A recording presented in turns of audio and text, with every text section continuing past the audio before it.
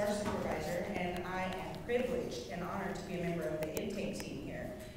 We, as Stacy mentioned, were challenged on the day that we brought out the plans and started looking to build our models and looking at space. We identified immediately that we had none. None. There was no designated area for check-in. So the team instantly started talking about ideas. How are we going to check patients in? Where are we going to go? Where are we going to put people? How are we going to staff? What do they need? And we came up with the idea that it would be very beneficial to have them all in one central location, sort of a hub for whatever you need, whether you're here because you're lost or you're here because you want an appointment, you need to go to the lab, whatever you need, you have one place to go to get it.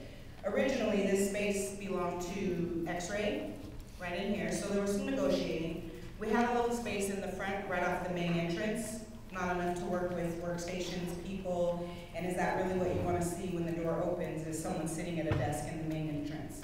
So we negotiated with X-ray, found out how much room they really needed for this space right here, and they were gracious.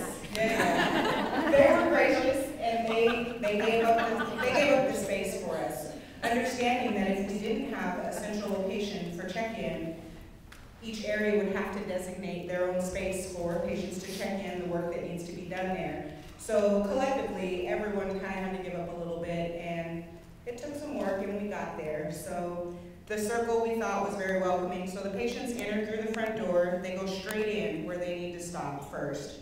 The directional signs, if you're on the other side of the table, you can see there's arrows pointing to different services. Patients will stop and check in, head back to the elevator, go up if they need to, or on into their respective areas, hopefully in sort of a similar motion. So they come in, they get checked in, and they go on where they need to go without bogging down the system. I don't remember who started the conversation, but I really want to say thank you to whoever talked about expanding the space between the elevators. Originally we had 10 or 12, 10, I believe, and there's some discussion on the table about increasing that to help with the bottlenecking of the patients coming in and out. The big focus was one registration, one Franciscan.